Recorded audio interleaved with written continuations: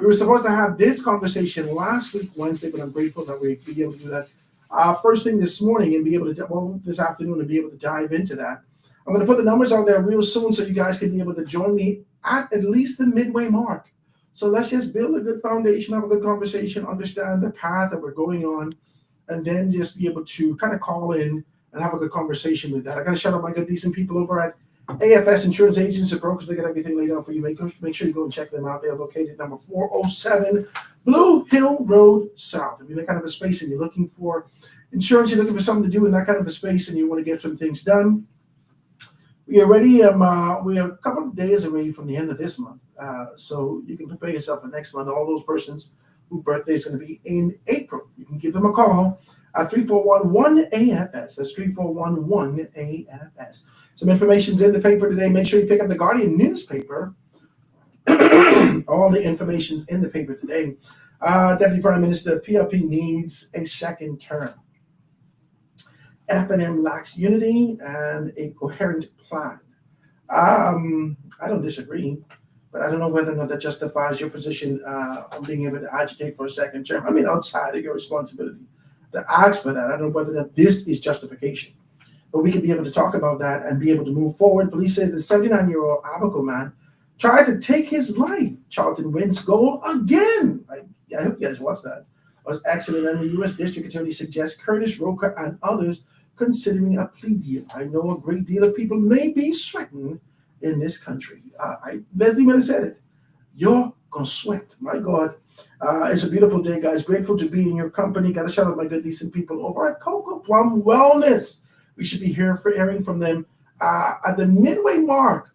At the midway mark of this week, maybe Thursday, we should be hearing from them, and they're getting themselves prepared to be able to do something hopefully next week. So I haven't heard from them just yet, but we want to be able to jam and continue to move forward with them as they continue to talk about this colonic. So we got to be able to do that. Also, decent people over at Da Vinci Printing and Innovators. They got everything laid out for you in the Village Road Shopping Plaza. Don't just be closed-minded.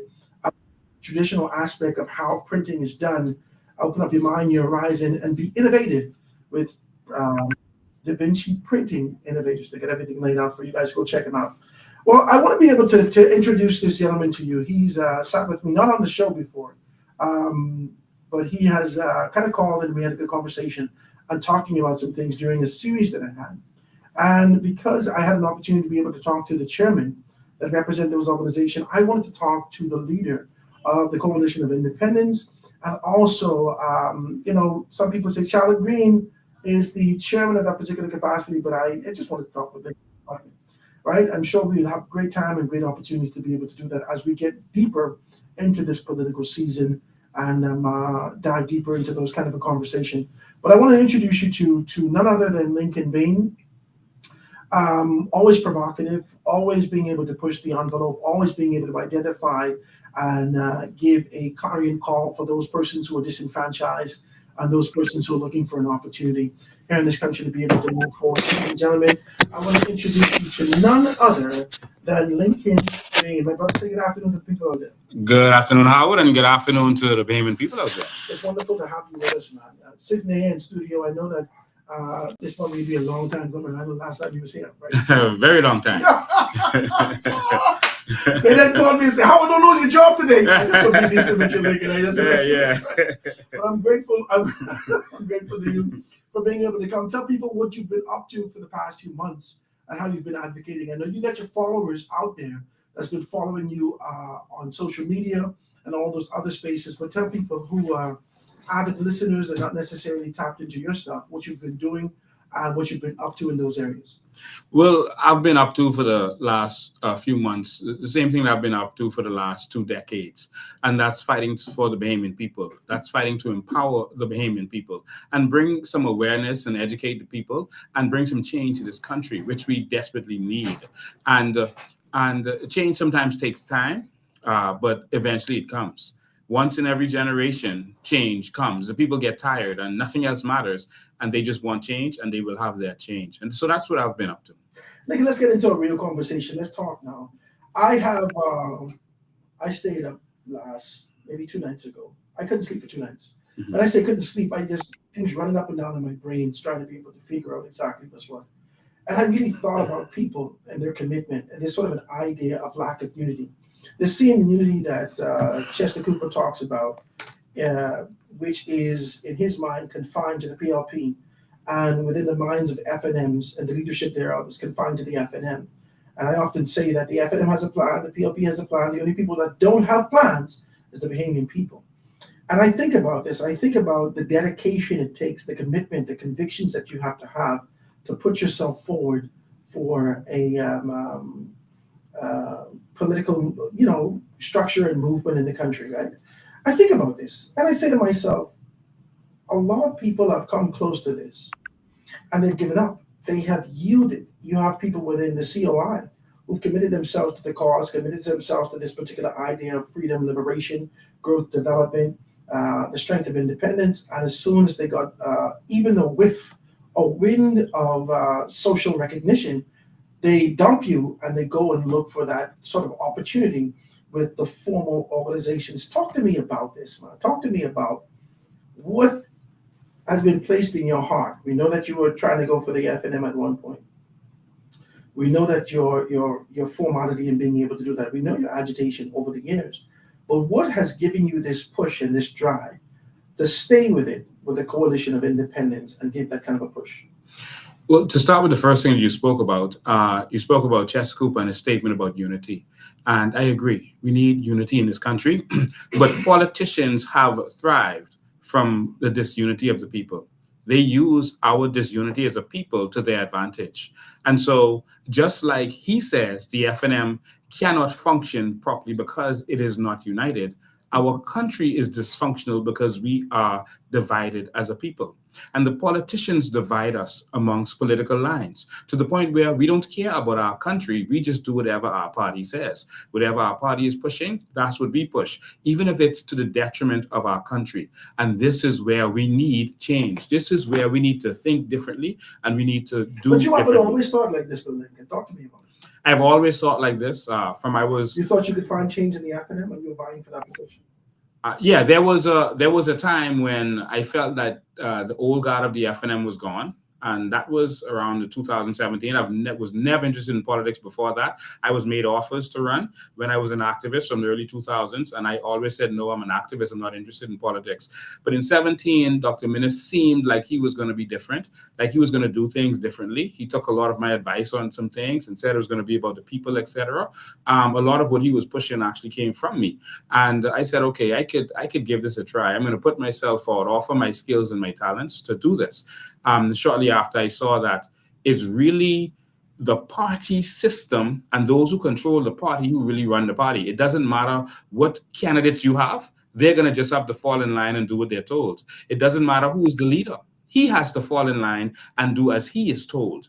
And I realized that, sometimes we say, okay, you're going to get these good candidates and that good candidates, and everyone waits to see who the candidates are, but they're going in the party, and that party is going to do as it will. And if you don't fall in line, you're going to get chopped down. And so I realized that you can't get change from inside the PLP or the FNM. But at which point did this come? Because you had good relationships with the Minnis, you have committed yourself to the organization, you tried to vie for those particular positions. We saw some things happening as it relates to even other persons who are vying for that particular position or a position of recognition as a candidate in the organization. And it just didn't work out. And we watched it, and we watched these things. It felt like everything was crumbling down. And I liken it to bull in a China store. And after you didn't find yourself in the position that you can do, both you and I know Rodney's not here with him, but both you and Rodney would have taken on this kind of position. And it felt like you're trying to pull everything out of the organization. Was that for pull everything down as you try to exit the organization? Was that as a result of being able to see the indifference that exists in there, like you say, the party system that wasn't for the Bahamian people?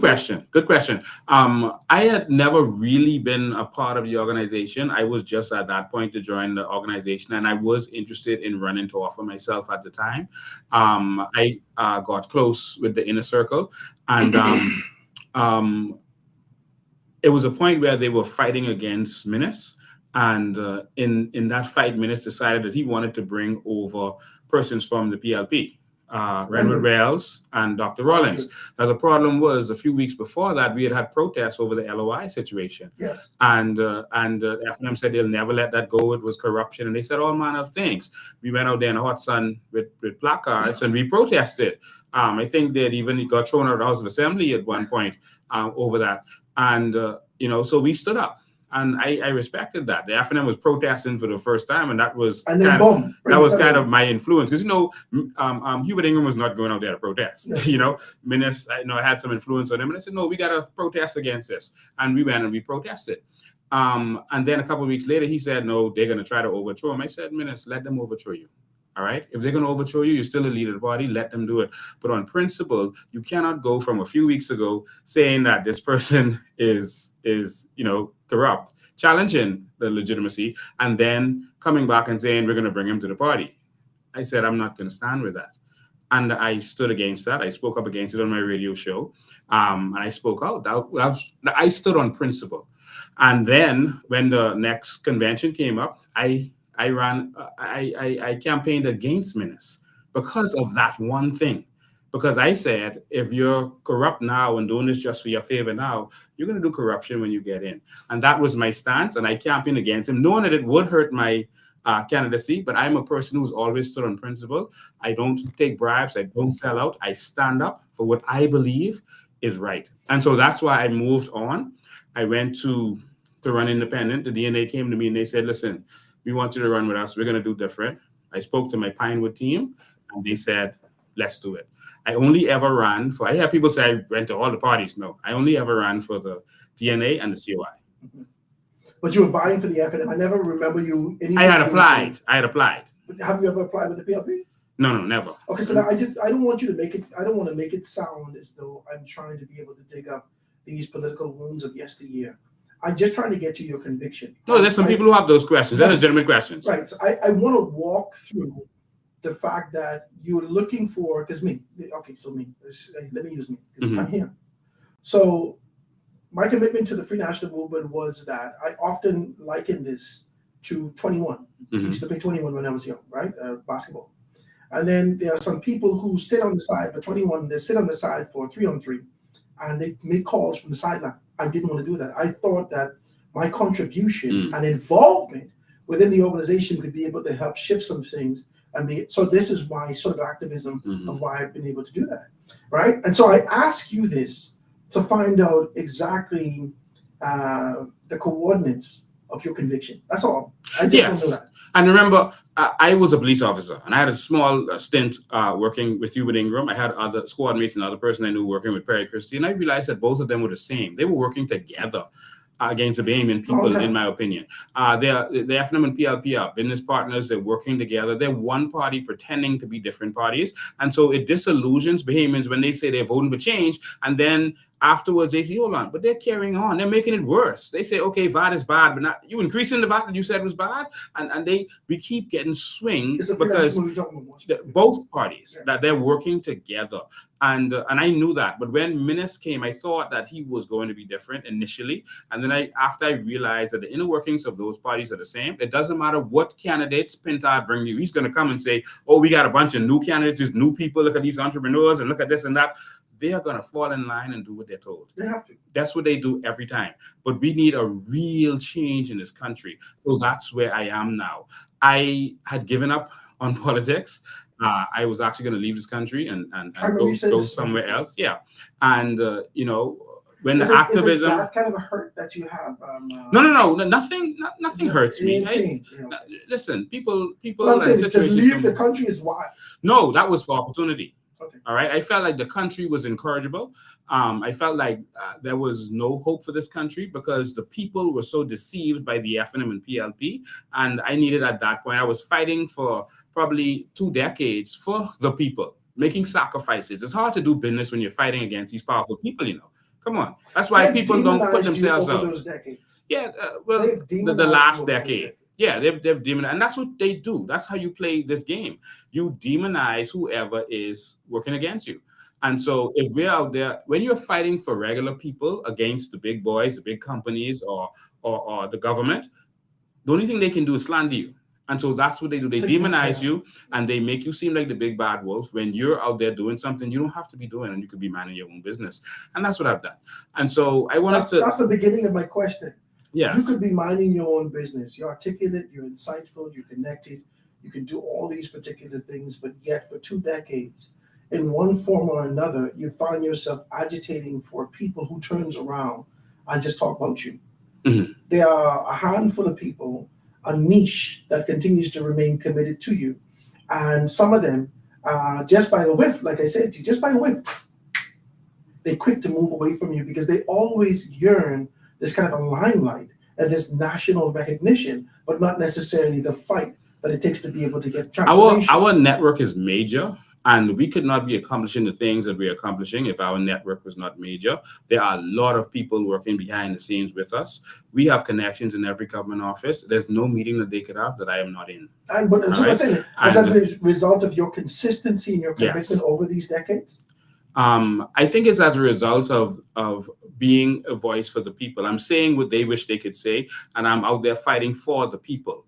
All right. So other parties, like the DNA just said, vote for us, we'll be better. But you never really saw them out there fighting for people. You never saw them advocating for people or really standing up, and all of the other third parties. The difference is we're out there, one, educating the people, informing the people, which they respect, and we're out there sacrificing ourselves. You're not going to see Brian going out there saying, okay, lock me up. I'm standing up for what I believe in. You're not going to see that. Or any of those other persons. You're not going to see them doing that. And so we believe, and when you give personal sacrifice, people start to believe that you're serious about this. I've slept on jail cells unlawfully for extended period of time with urine on the floor and stool on the walls. And you still get up and come right back to this fight here. We have to, because our country is at a critical point. We've reached critical mass, my brother. And I want people to hear the passion in my voice and the desperation in my voice, because I know what is to come. We cannot survive another election under this same incompetence and this back and forth. But it ain't just incompetence and back and forth. It's corruption. In one political organization. No, and that's why we are saying that. See, the PLP comes and tells you how bad the FNM is. The FNM comes and tells you how bad the PLP is. Both of them are correct. There is no vision to move this country forward. The only vision they have is for them and their financial backers and cronies to benefit from this nation. This is heavy, what you're doing. And we want the people of this country to benefit. This is not about us. This is not about us wanting to get in position. All of the candidates you've seen come forward, these are people who are satisfied in their own life. They don't have to do this, but they are out there and they decided that this country is falling apart. Let me lend my expertise for this. I like it. And so this is the people coming forward. This is not, we're using the political platform, but this is Bahamians coming forward. This is the conversation I will have with you. Yes. I know we got a lot of information that we could be able to pull data and all these particular things. But for this time and this dispensation, for what's happening in the next general election, people need to hear hard. When we get back, I want to talk deeper about that, ladies and gentlemen, here with none other than Lincoln Bain from the Coalition of Independence. Quick break, and we'll be right back after this. I like this, Lincoln. Going to commercial break. We'll be muted until then.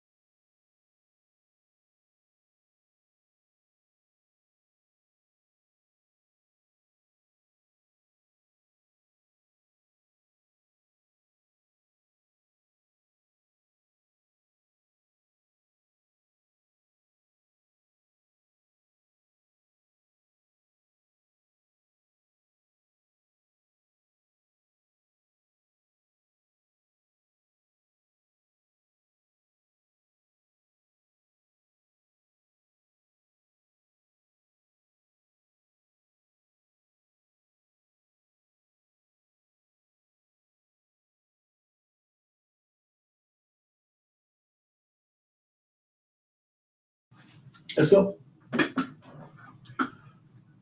And we are back, ladies and gentlemen. 96.9 FM radio. Howard Grant and your company, the Foundation, live and in full effect on this absolutely gorgeous Monday afternoon, March 24th, 2024. This is a conversation I've been anticipating and looking forward to. I know that we're going to have enough time to be able to talk about strategically and specifically and from a data standpoint. But I think that this conversation needs a little heart. There are persons out there who are teetering on the edge of decision, trying to figure out whether or not they should, move forward with being able to vote in the next general election. How do I participate in the next general election? And being able to see corruption or perceived corruption, alleged corruption on both ends of the political spectrum in this country. And so they look to the middle. They look to the third party. They look to the individual. Over the past 6 months or so, we've done everything we can here on this particular space in the foundation to be able to dissect leadership, right? And push past. I did a survey. Some of them did all right. Some of them did horrible. And about 5,000 people joined my survey and did all this information. And with that, there are people who sat in the middle, still indifferent, still disenfranchised, still disenchanted with this kind of an idea. Do I even support? Well, I don't want to FNM, I don't want to PLP. And so they looked at the DNA. They looked at the COI.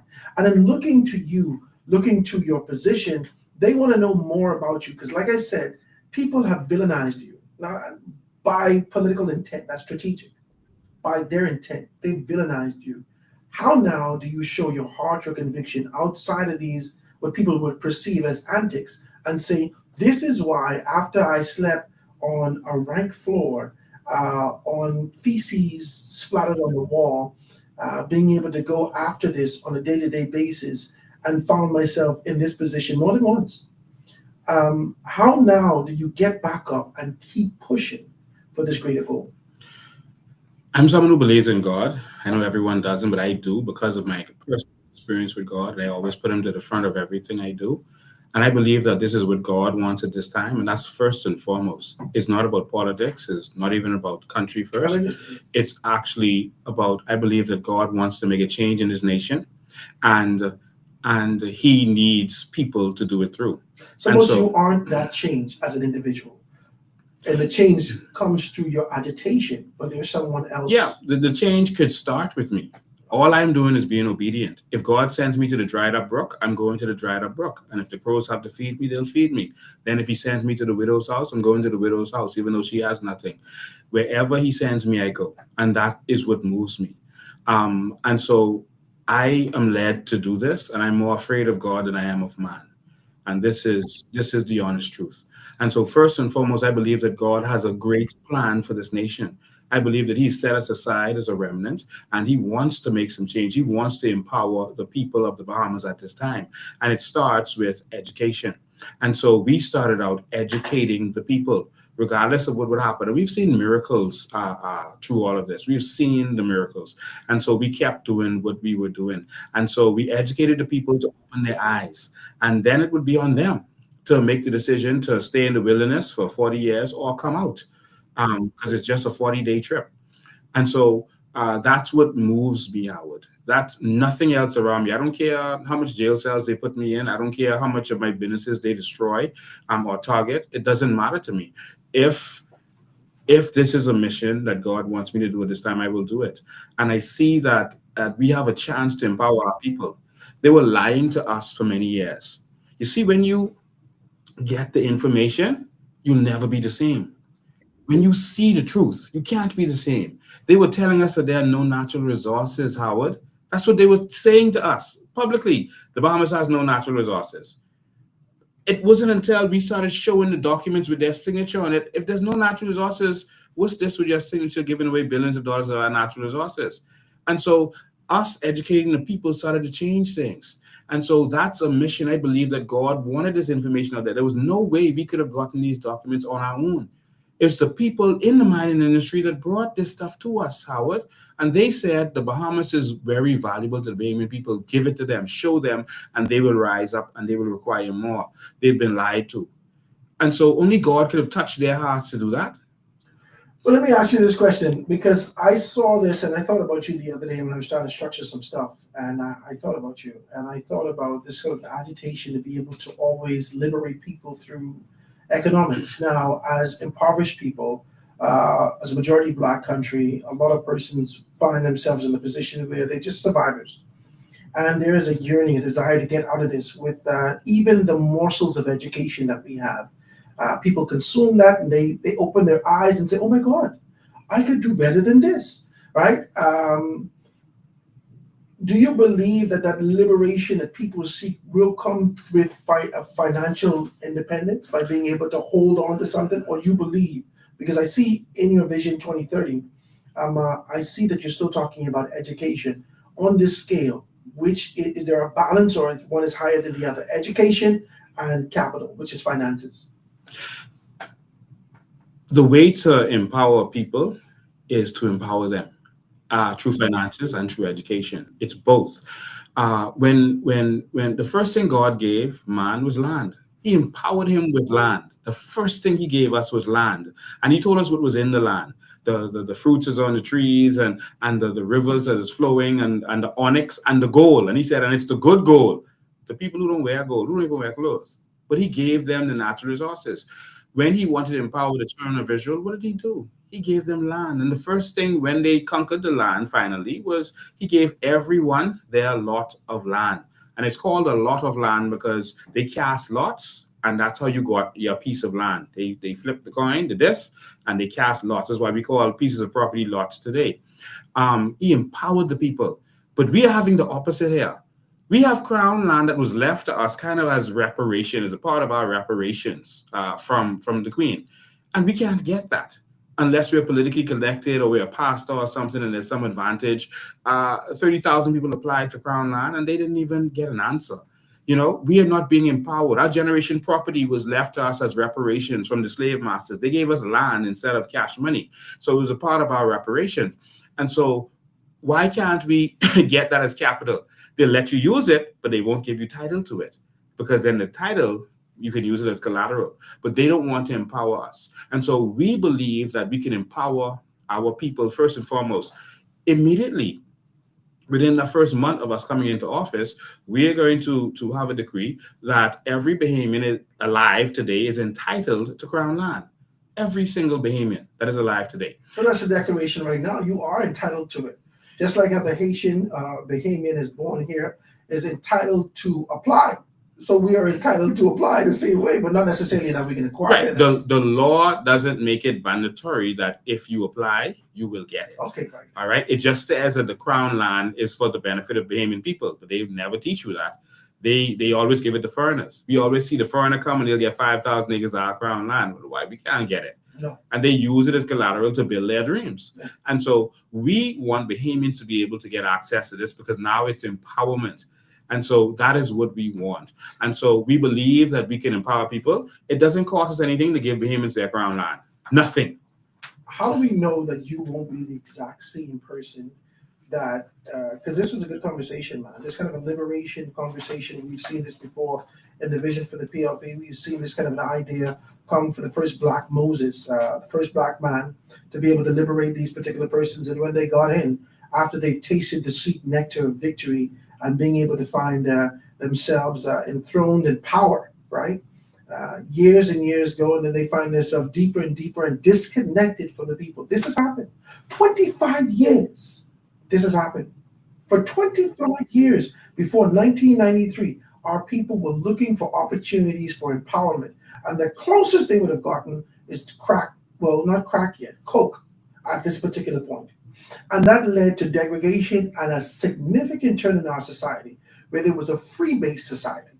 How do we know, Lincoln, after all of this has happened, you have not tasted the sweet nectar of victory and power? Not yet.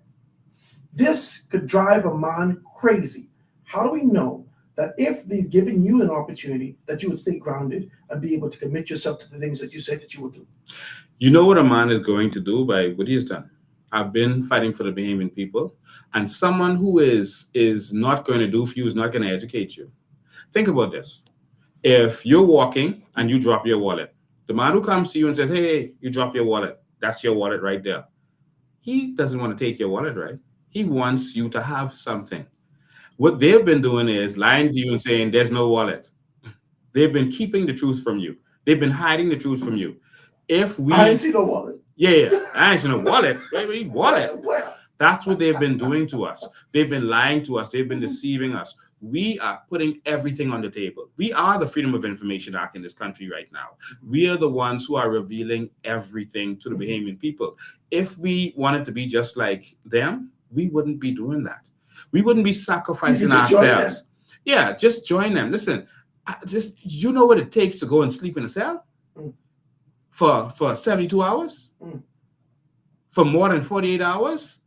Come on. The Lego people skip knows. Yeah, well, yeah. There are some men that pledge allegiance to these political organizations. Yeah, he wasn't in the cell. He was actually in the what do you call it?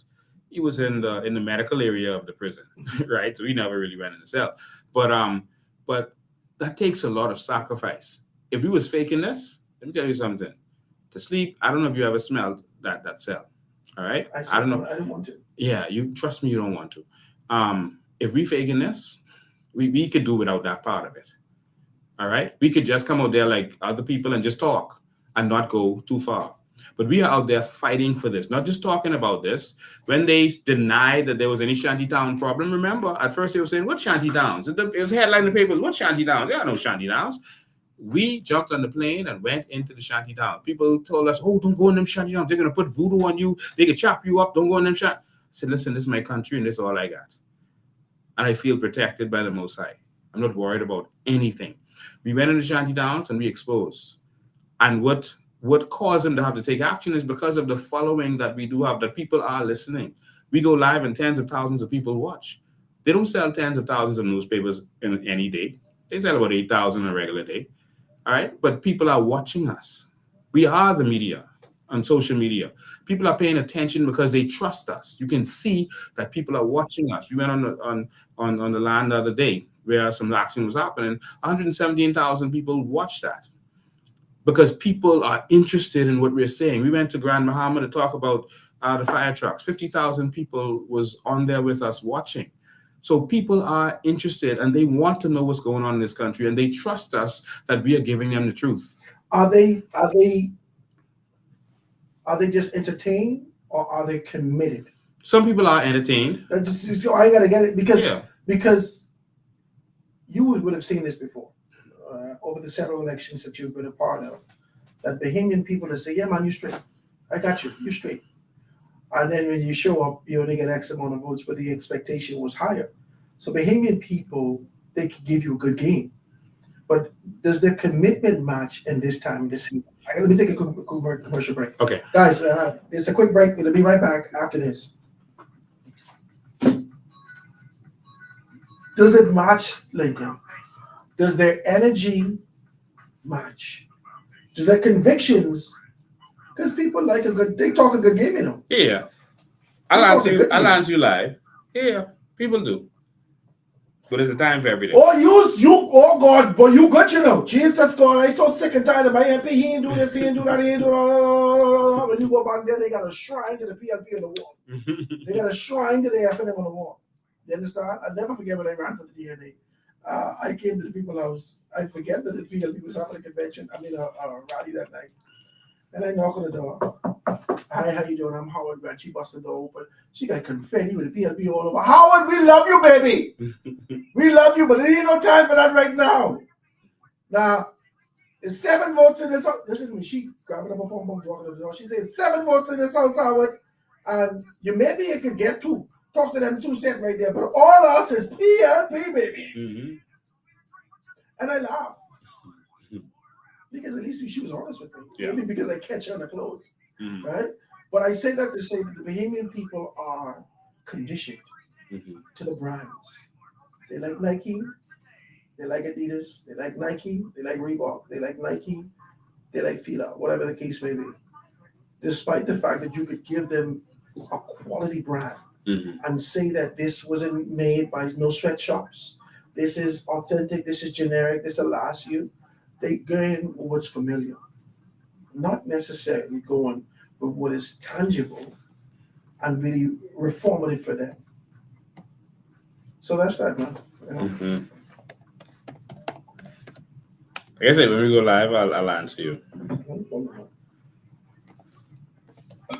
My phone licking off of you.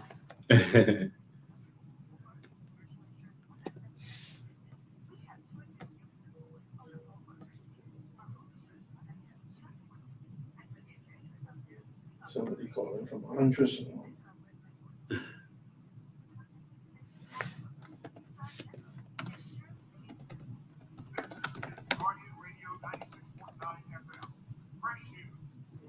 We got 10 minutes to make on a break, and then after that, we can start taking some type of phone calls. Okay? Mm-hmm.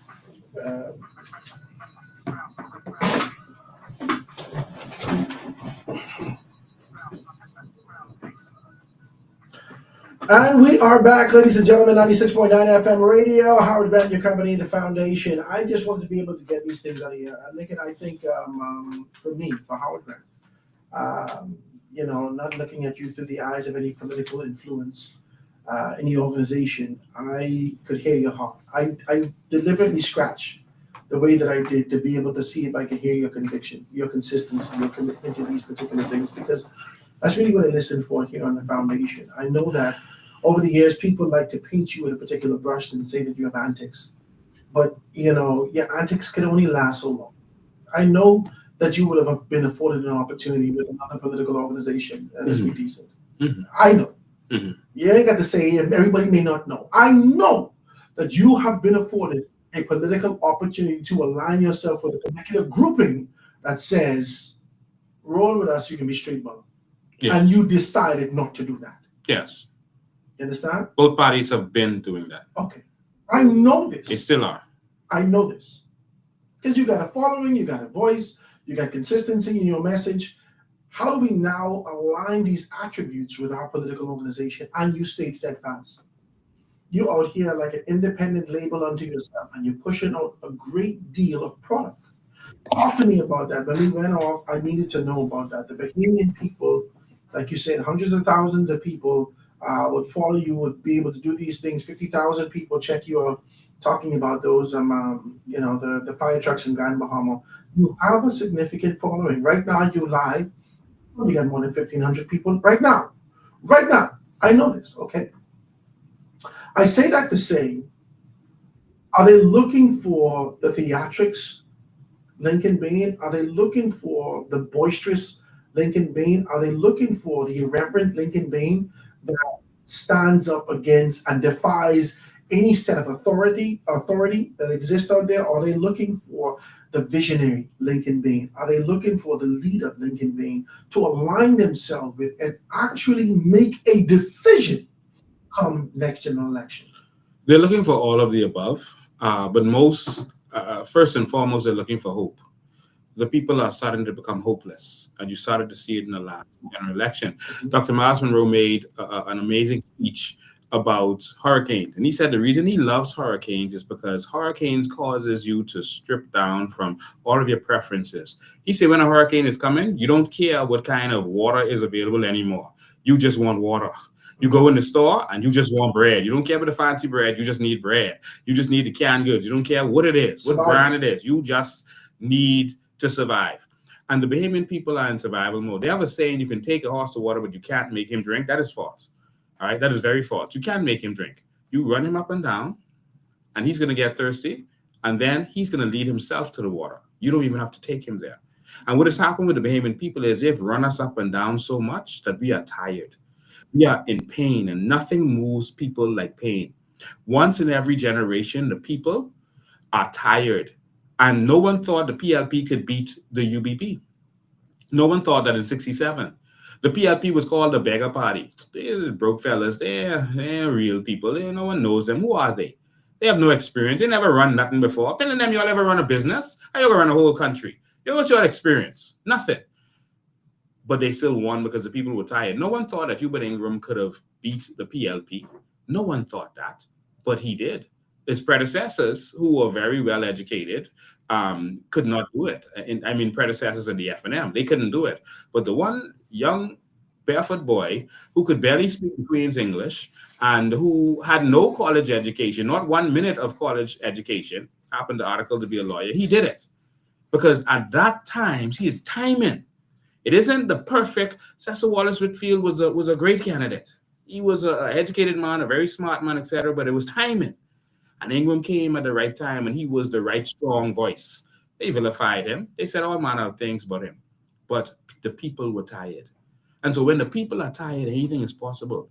The people were tired of the Progressive Liberal Party in 2017, and no one thought that Hubert Minnis could win. No one, even the FNM, didn't think that he could electrify a mosquito. But he won because the people were tired. Perry Christie got beat. Impossible. Shane Gibson got beat. Obie Wilscombe got beat. All of them, these giants, were taken down because the people were tired. That horse was thirsty. Has that exhaustion hit the people again? I advised other political leaders before I was interested in politics. I said, wait for the timing. I said, when you see we love to vote, and our reputation is we are voters. The politics, sports, and religion, and John Canoe, that's us. I said, when you see the voter turnout is low for whatever reason, the next election, that's the opportunity. Just make sure you're there. 65% of the voter turnout in the last election, the PNP horribly low for the Bahamas. PNP won 35%. 34% of the overall. Yes, of the registered voters, which means they don't even have a mandate, really. All right. But that's why for those people who are saying, I'm not going to vote, it doesn't matter. A no vote is a vote for whoever wins. So you're still responsible because you chose not to vote. Low voter turnout always bodes well for the PLP. Low voter turnout actually bodes well for opposition. All right. And that's because the people I don't think the same tired. thing will happen for the FNM. No. And so I think that the people are tired now. They're not resonating with the FNM. The problem is that everything that Pintard opens his mouth and says, people are like, but y'all didn't do it. How will we trust you? Y'all never did this. I had a conversation with the chairman of the Free National Movement recently, and everything he brought to the table, I said, hold on, wait, y'all did this also. Yeah. And he kept telling me, hey, this particular organization with the mindset and the leadership that exists now is different than the fellas before. That's what they say every time. You have the new PLP, then you have the new PLP, then they say, oh, we got these other new people on a bridge to the future. The FNM does the same thing. We better now we better, and now we can change now. Oh, we got Minnis now. He's not a lawyer. Let's go with him. And they always fool you. But it's the institution of the FNM that's going to control things. The people on the inside. And you had to learn this after 2017 because you was fooled too. All of us was fooled. For a few months, I was interested in joining the FNM. All right, for a few months.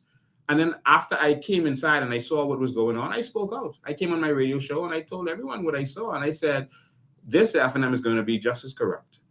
And we saw it. We saw examples of things that started to happen. We saw just as corrupt is an understatement.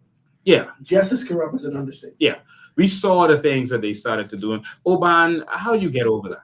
That was in Grand Bahama, where they had 5 FNM MPs. And a governor general. Yeah, that was scandalous. All right? Our heritage sites were going to be sold off. This visa, this COVID visa thing, and who was benefiting from that? Come on. They cannot now throw stones at the PLP and say, y'all are corrupt, and hope that the Bahamian people forget that they are the same way. Brent Simonet got... and he's a Bahamian, but he got $60 million worth of contract in 2 years, and then he stepped down under the FNM, and now he is backing. Yeah, but I don't want it to be relegated to Brent Simonet. No. I'm not relegating it. The current AG, who was the former Minister of Financial Services, if you remember. Yes. The very first dispensation of financial services after he was done whatever he done, he stepped back. So so that's just to say that both of them are doing the same. And they constantly tell the Bahamian public that they are doing the same thing. They constantly remind them. But they are hoping that you don't realize that you have a choice. They are hoping that you are so caught up on party that you don't care about your country. They are hoping that that continues, that people go through the pain and just let you keep making them suffer. That's what they're hoping for. But I think that people are ready for change and they're ready for vision. And that's why we decided to release a vision for this nation. a real vision. These are not just bullet points. These are, and if you've glanced over them, our education plan is 80 pages of how we're going to do it, where the money is coming from, and when things are going to get done. Our transportation You plan. have those that those detractors and those people who oppose your position who said that this is as a result of ChatGPT. Okay. It's not. I mean, I'm just saying to you. Our plans, if you look at before, when we put out these plans, ChatGPT was not invented yet. All right. We put out these plans before in 2021. Most of these are from Vision 2025, and we just expanded on it. So if you look at Vision 2025, you're going to see a lot of what we have here. Our education plan, we put that out from 2021. And so all we did was expand on it and give more information on how we're going to do certain things, not just what we're going to do. It's a great deal that you have out there. You think you could hit 50% of that before, let's say hypothetically you find yourself victorious, right? The COI finds themselves victorious. Do you think you could hit 50% of the things that you have laid out? We're going to hit all of that before 2030, and that's why we call it Vision 2030. That's crazy. And that's why when you look in it, you can see where it says year 1, this is going to be done. Year 2, this is going to be done. Year 3, this is going to be done. Where it's ambitious, we tell you that, see, this is a little bit ambitious, but this is how we're going to get it done. All of that is in there with the timelines. And this is what we have always needed in this country, not just what you're going to do, when you're going to do it. Go ahead. Well, it's 1 o'clock, ladies and gentlemen. I got to take this quick commercial break, get to news. And when we get back, we're going to talk with Lincoln Bain. The lines will be wide open. Let me give the numbers right now so you can do that. 323-6232, 325-4316. 325-4259, anywhere for the Family Violence 242-300, 5720. Hit me up 422-4796. Quick break. Gonna be right back after news.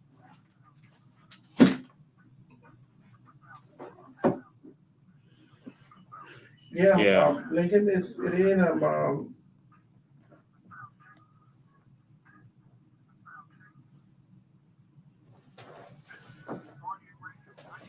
Lincoln Bain indicated that he was a Christian. Christians should know that God is a God of order, not of chaos. So why does it seem everywhere he goes, he causes chaos instead of order?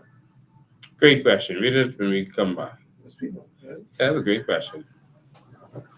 This one. It's a breath of fresh air, Howard. You have a credible man in the studio today, Lincoln Bain. Howard, you should join the COI and let the Lord guide your feet.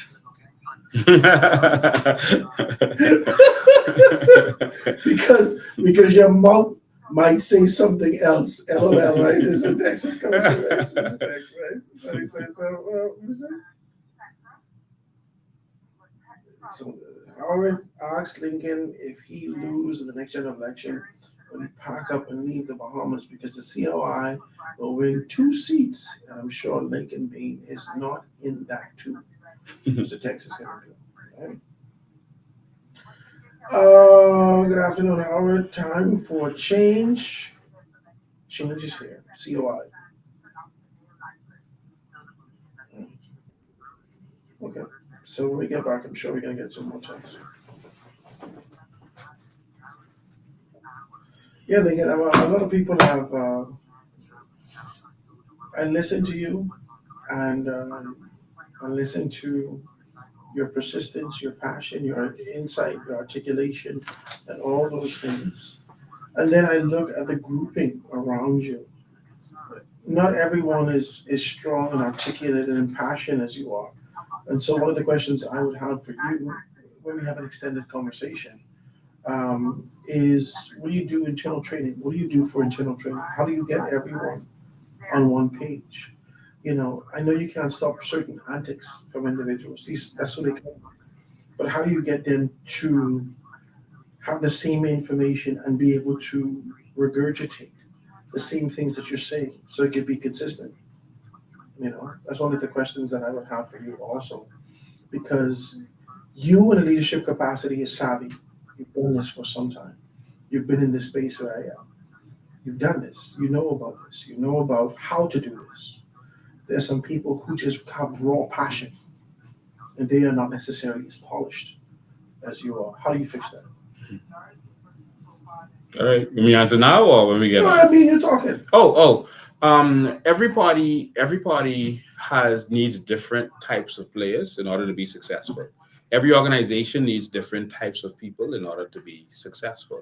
You may have a Bradley Roberts. He may never be leader or leadership material or deputy leader, but he can play a role where he can. He might be a little rough around the edges, but he can play a role. And he can be an MP and play a role in your party. But he's not the person you want to be probably in leadership. You may have a Leslie Miller. You don't want him to be leader of the party, but he has his purpose. And so everyone isn't going to be polished. We have a full team of educated persons, very educated, very accomplished persons, and then we have activists. Those persons are needed too. You need a full gamut of people, and then we have a lot of educated people. All right, Dr. MacGyver doesn't have to do this at all. Other persons that we have, Mr. Green, who is a lecturer at the University of the Bahamas. He's a CPA, all right, and a pastor. He doesn't have to do this, but he wants to change the country. William Knowles doesn't have to do this, all right. Their family owns a major plumbing company, and he could just mind their own business and do what they have to do. But he's a CPA and a pastor also. We have another educator with a master's degree who is running. He educated people in the U.S., but he wants to do better for his country. And so there are a lot of people who have a lot of life experience, entrepreneurs, contractors, etc., who have come forward. The only problem people would have is that they don't know them personally yet, and it's going to take time to introduce them. But a lot of people are tired of the same old faces, tired of the same old names. They come in and they bamboozle you with, oh, look at this person. They're so educated. Look at Bean Monroe. He's going to make a perfect minister of national security. Look at that one. Look at that one. And then all these educated people, within a couple of months, you'll be like, what happened to all the education? Why everything falling apart? He's so ineffective. Why you ain't hearing from Bean Monroe? Where he is? And they say he was going to be a good candidate. Didn't they impress us with these good candidates? Why are the candidates mouth shut now? And that's what the FNM is going to come with. They have a bunch of people. They're going to bring new people because a leader who is not strong can't bring people who have political strength because he's afraid he might get overthrown. So he has to bring a bunch of new people without the connections in the party and their own strong strength. And so they're going to bring a bunch of new people, and all these people are going to do is basically toe the line to keep their job. Between you and I and whoever you got listening, if they listening, in the event, it's just a hypothetical question because I know that there is desperation afoot. And I know that with the introduction of what the PLP has done at the beginning of this term, in terms of commandeering a lot of persons in media, you've seen that. They take on a lot of people in media. It's the word for us, the word for it. There is a desire to do whatever it takes to win the next general election. The PLP shows that. The Free National Movement hasn't gotten to that because I don't know whether or not they have the finances to leverage that particular thing, not just yet. But as soon as that is released to them, they will be looking at voices, they will be looking at individuals, and it's quite possible that they would come to you yet again and ask you with a serious offer, hey, would you do this, would you do that, would you do the next thing? Have you rejected the idea of ever aligning yourself with these particular organizations? You don't put new wine in the old wineskin. And everyone. That's the same thing with Ron Wood's Yeah. And he's ready to go back to the FNM if. Because he's not new wine. He's not. He has the same old mindset. How did Brandville educate us? Did he educate us about our natural resources, etc.? I mean, he was a good person, and so was his deputy. His commitment, no, before that, the attraction of the people had to him is because of the stance that he would have taken of an immigration and looking at him through the lens of Loftus-Roker and saying, this is what Loftus-Roker would have done and agitated for that. He gone there, put on all the people army clothes and saying that he's going to do those things. And then as soon as both of them were told to sit down and shut up, both of them did. They should have stood up. Because now we're suffering because they didn't stand up. Just talking and moving ain't enough. Put your headphones on. Put one headphone. Yeah. Put one headphone by your speaker. Yeah, I'll put the next one by.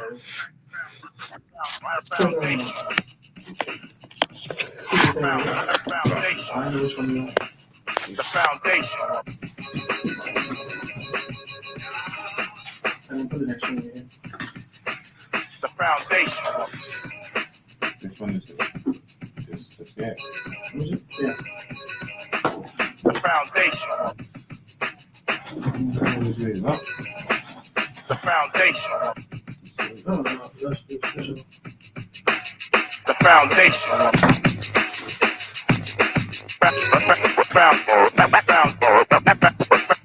Foundation.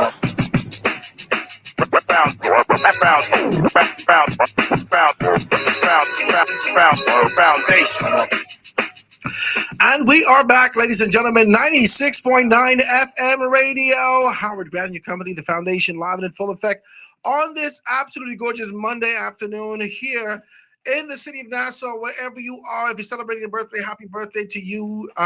This feels celebratory today. We have some great people. All a great person is in here.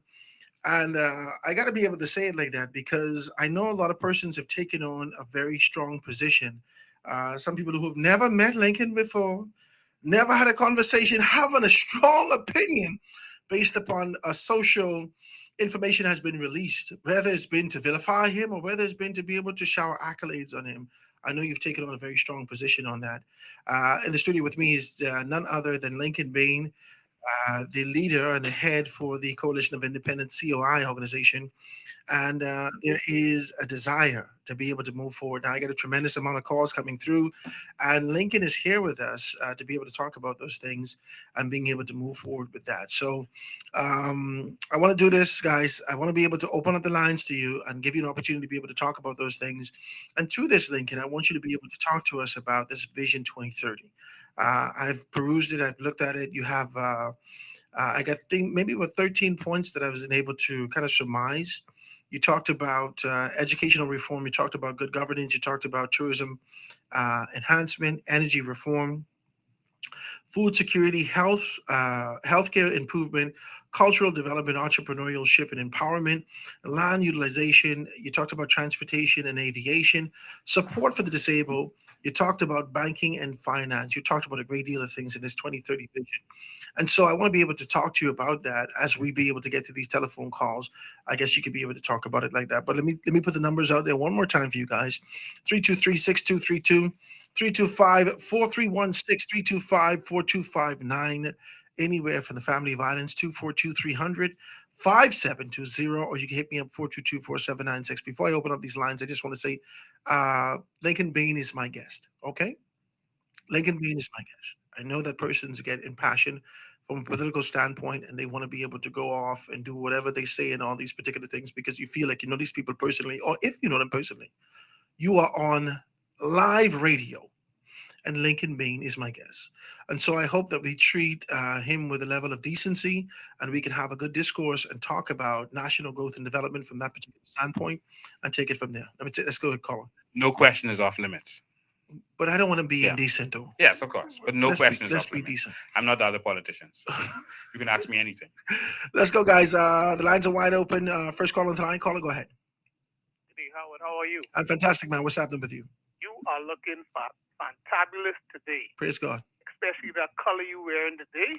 My black? Goodness, you sitting up there, you look like a muscle man today. My black with my scarf on? Don't fight me. Go ahead. Listen, even the F&M, you could tell where they don't have any new ideas. Even the F&M is saying, Pintard is saying, change ain't coming. Change is here. Mm-hmm. And another thing Pintard saying, he's saying, oh, we ain't going the usual way no more. We're not going with the lawyers and the doctors anymore. We are going with the local fishermen and the local businessmen. I said, that sounds like COI's plan to me. Mm. And Mr. Lincoln, we just want to say thank you for showing the Bahamian people the resources that we have in this country that is laid down for the Bahamian people. The Bahamian people, we are voting for you, Mr. Lincoln Bain. We thank you. Thank you, too. Thank you for your telephone call, my brother. Thank you so very kindly. Next caller on the line. Go ahead. Hey, good day, Howard. How you doing today? Good, man. What's up with you? I'm great. And good day to your guest, Mr. Bain. Good day, my brother. Gentleman who just spoke just now, speak for yourself. Don't say the Bahamian people. You can only, because all of us only have it as one vote. But Mr. Bain, I want to ask a question to you, right? Yes. A few weeks ago, I had a voice note sent to me where they were saying that the government, which is the Progressive Liberal Party government, allowed the Haitians, with the greatest respect to that name, to build back houses in the pigeon peas and in the mud. But what is so ironic about that, right, Howard?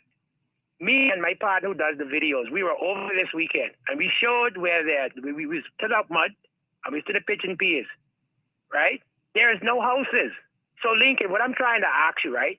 How is it that when you sit on the radio and your I guess people sit in these groupings and mislead the Bahamian people when it comes to this government? When it comes to this government, telling the people in these groupings that these things are absolutely real. But we go there and show that they're not real. What do you say? How do people supposed to believe you or believe your people? Lincoln, Lincoln, do it. No, Howard, no, do it. Do it. And that's what I said. Do it. Listen, after, even when the Free National Movement was in, after all this debacle happened, there was a segment of Abaco, and persons had already started building back in those areas. There are news stories that I could be able to send you clippings of, and persons start building back those shanty towns. Now, you're saying to me that you didn't see any shanty towns in the mud and pigeon peas? Now, I just come from Abaco yesterday, Howard. Okay. Let me answer you. Because You asked me a question. Let me answer you. First and foremost, I can't speak to anyone who sends a voice note out there. Anyone can send out a voice note. It has nothing to do with me. If you hear a voice note from me or any of our candidates or leaders, that's a different story. But any citizen out there, let me. I'm not going to call the person's name, but this is one of your so-called candidates. Okay. Let him answer the bit. I appreciate the telephone call. Just listening. Go ahead. Yeah. So, someone might misspeak and say the mud and pigeon pea, when the mud and pigeon pea is cordoned off and no building is happening there now. I don't entertain false information, and I've debunked a lot of false information that we could even benefit from and cause hype from. I never entertain that. All right. And so in terms of the rebuilding in Abaco, it is happening. There is rebuilding happening in Abaco. We just went there a couple months ago at the end of last year, and we went into the shantytown and we showed where Bahamians' structures were broken down, but the structures of the illegal immigrants were left standing right next to them. Now, how do you differentiate between that? How do you know who's Bahamian and who's illegal immigrant? We spoke to the people. And so after speaking to them, we knew that this is a known Bahamian, well-known Bahamian, and next to them is illegal immigrants who had a shop. They live in there, and they informed us that the government told them they trying to find them a house through social services or apartment, and then after finding them a house or apartment, then they would break them down. This is on our live, all right, for everyone to hear. They were talking to us. They knew they were on camera. We weren't hiding anything from them, and they told us the government was working with them. But the Bahamian, there was no mercy, and so there are and we went to this area where shanty towns were being built back up, and so. Just to tie in your immigration policy from this particular standpoint, after you would have seen what both governments, the FNM and the PLP, would have done in not being able to deal with this, what is your vision to be able to rectify this illegal migrant issue that exists in North Abaco and other spaces throughout the country? We want DeWitt to know that we don't entertain misinformation. I don't. And I debunk a lot of misinformation. All right. And so we don't entertain that. We want the truth out there, and we want freedom of information to go to the public. Now, in terms of our immigration policy, it's very easy. Once we become the government, I will be the Minister of Immigration. I will have no one to answer to. So you're not going to take the tourism position? No, nor the Minister of Finance. I will be the Minister of Immigration. Okay? And I will have no one to answer to, like Loftus Roker was told, leave that alone. And Branville McCartney was told, leave that alone. I will have no one to answer to. All right. And we're going to make sure this happens. We have no problem with Haitians. I know people keep saying we have a problem with Haitians. We don't. We have a problem with illegal immigration, and that's all. We have a lot of Haitians who support us. They believe in what we believe in. They don't want this country to turn into the country that they ran from. And corruption caused that country to turn into that. And we don't want this country to turn into that. We want this country for us and those who love this country, which includes foreigners. But Bahamians are going to be put first. And so we are going to change some things in terms of immigration. And if you come here the right way, you're welcome. But if you come here the wrong way, you're not going to be here. Let me take the next telephone call. Call on the line. Go ahead. Call on the line with the side. Go ahead. Next call. Call on the line. Go ahead. Howard, how are you doing, Howard? Hey. What's up, Grant? I'm going to be really quick with you today. Okay. Watch this. Would you have ever known what you know currently about the illegal immigration in our country and the shanty living conditions that are not to code, and we have laws that we're not enforcing? Would you have known about any of these things if it hadn't been for the man in studio, to the level that you know about them? And that's the first question. Second question, in your 40-some years, have you ever heard a political party promise you an acre of Crown land that the Immovable Property Act hindered you from getting? Have you ever heard anyone promise you 1 acre of Crown land? No, the closest we would have gotten to a conversation about Crown land is a registry that the Free Right. National Movement was supposed to do, and they never did. So I'll wrap up with this. 1 acre of Crown land, and there's 4 million, 3 million acres, and there's only a couple 100,000 Bahamians. So don't let them tell you that they cannot give it to you. It's as simple pulling out the Parker pen and signing it. With that 1 acre of land, you can go to the bank and you can have a future. You think about that when you go to sleep tonight. Okay, it may be a promise, but you've not even received that promise in 50 years. Wow. You think about that. I go on. Thank you, my brother. I do appreciate your telephone call. And that's one of the things I wanted to talk to you about also, Lincoln. I think there's been a lot of promises made. And I just look at this through the lens of who we are at the base, at our foundation as a people. There is a desire to hold on to power. The only thing that you could be able to alleviate is education and finances. We talked about this. The only time you could find yourself liberated from the shackles and the bondage that exists in these particular spaces is through education and through finances, through capital. If you're giving education and capital as the FNM and the PLP, then that means that you have to give a viable product that people could move towards you. You have to give a viable, they have to now see value in your organization before they choose you. And so if you keep people in a suppressed position, if the system ensures that you could always be a beggar, then the dependency could always be on the political organization. And you're saying that you wish to change that. Yes, every country that went from developing nation to developed nation did one thing, and that was empower their people. Not empower politicians, not empower parties. They empowered their people. We keep talking about it, and we're visiting now some of the countries that did it. We're borrowing from them. These Middle Eastern countries, you know, they're looking up to them. But these countries were poorer than us at one point. Poor. People were dying of starvation in the desert. Dying. People had no education, no health care. They were poor. They found oil and they empowered their people. There was a coup in 100%. Qatar and they empowered their people. And God has put something in each one of us that we're good at. And the only reason we can't develop as a person is because we don't have the capital to do so. We don't have access to That's capital. it. I think we All got right? vision. I Yeah. think we got ideas. We have the gift inside of all of us. We ain't got no but money. We don't thrive as a person. And the country, the nation has building blocks called people. And if the people can't put their vision in the nation, then the nation will have nothing. Vision is not supposed to come from politicians. It comes from each of us. You and your brother and sister and your family will build the country that we need. And that's what they did in Singapore. That's what they did in Dubai and Qatar and these countries, Norway. They made sure that they gave perks and they gave benefits to their people so that they could take risks Incentives, in yeah. business, Yeah. incentives to them so that they could take risks. They could try new businesses. You might have someone in your family could cook dead good. He can't open a restaurant because he don't have the capital to do so. But if you and your other family members can say, okay, let's put together our yearly royalty that we get from the government. Let's put that together and invest in this one here who can cook good. Let's invest in this one who can deal with computers. Let's invest in them. Now the businesses are going to come from the people. Our country is stifled because all of the ideas come from about 13 cabinet ministers. And only so much they could think about and do. Do you believe that your stagnation is as a result of a stubborn people, a people that a generation, right?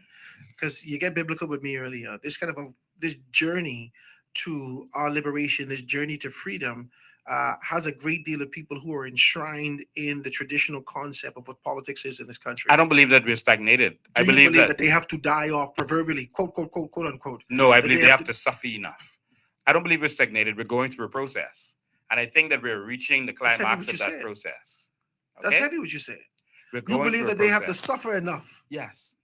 But from a biblical standpoint, they endured a hell of a lot of suffering. Mhm. And they still gone through it. Mhm. They had to die off before they could be able to step over to their next. No, the what promised they land. had, they didn't suffer enough. They had manna every day.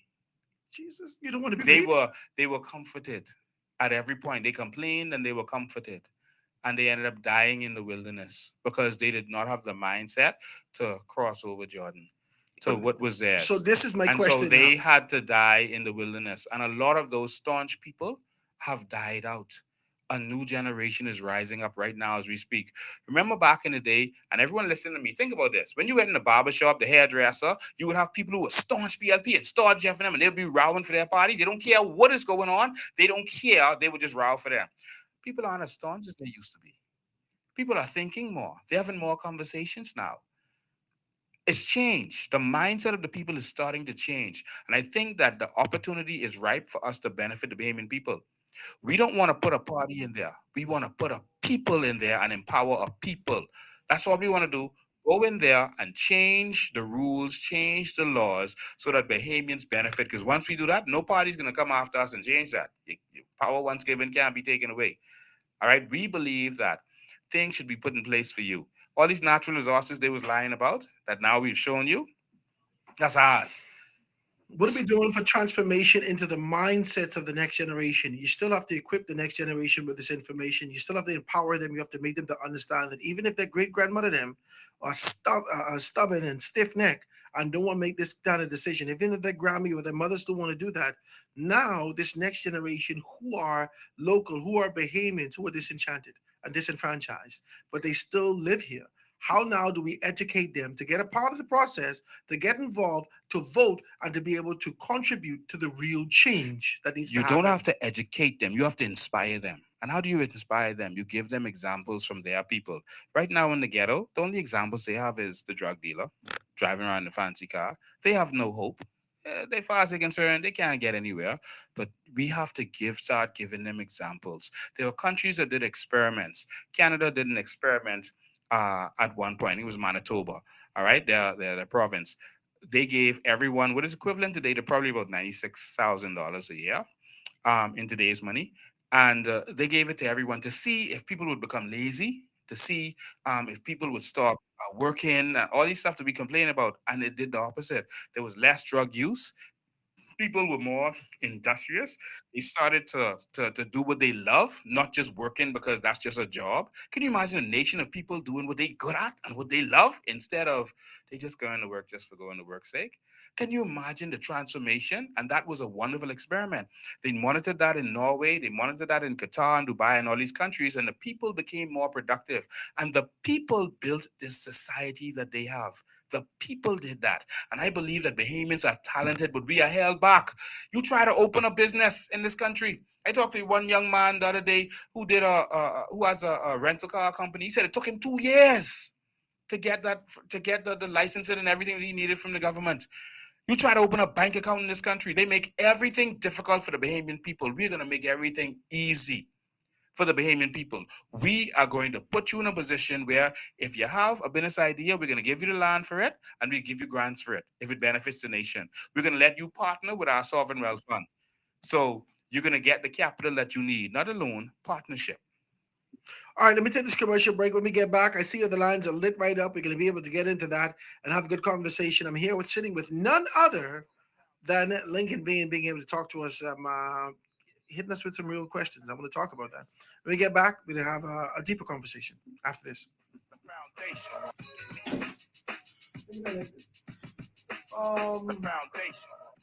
The Foundation with Howard Grant will be back right after this. I don't know. I gotta set this up. Awesome, man. I already didn't have the. Yeah. I already didn't do it. I have the roof on and everything. But I already didn't have it. I should be done. Hope to God. Hope to God. Hope to God. Hope to God. In about 3.5 weeks, and it's designed specifically to engage in these kind of conversations. And so I'll be going live. I'll have my own equipment and everything. Nice. Right? I'll be going live and we'll be doing news the way that it should be done. And I'd like to be able to invite you to that space to dive deeper into that. This commodity, this tradition, this kind of a walking over eggshells in this space is different and difficult when you're talking to people who they're looking for that passion that you have. You see what I'm saying? And so I thought about that, and I want to be able to invite you to that. So I can bring it. I can let you know. Yeah, that'd be awesome. We need real journalism in this country, and of course, the money I controls can't tell you everything. that I'm a quote unquote real journalist. Yeah. I can't say that to you. I only can say that I'm in passion, and just like you, I'm convicted. I'm convicted that this is the right thing to do. Yeah. And this is if this is what God has me to do, I will do His will and fulfill the purpose that He's called me to fulfill with the talent that He's given me. This ain't my talent. It's His talent. Because me, just like any other man, would have been content just making money, taking care of my family. But if I have a conviction to move in the direction that God has called me to move in, then I have to do that. Yeah. Because that's just purpose. And so all that formality that people hit you with in this space, I'm not going to do that. There's so much time for that. But I believe that we can do that, and I'd like to be able to bring you. I know you don't need it, but I'd like to engage you in real questions that has to do for national growth and development. Yeah. The problem with one of the problems with our country is that our leaders don't submit themselves to questioning by the people like they do in the US and other civil countries. They feel they don't have to answer to us and they avoid us. And so what I do is every week I submit myself to the people, ask whatever question they want. Yeah, Sundays at 5 every week.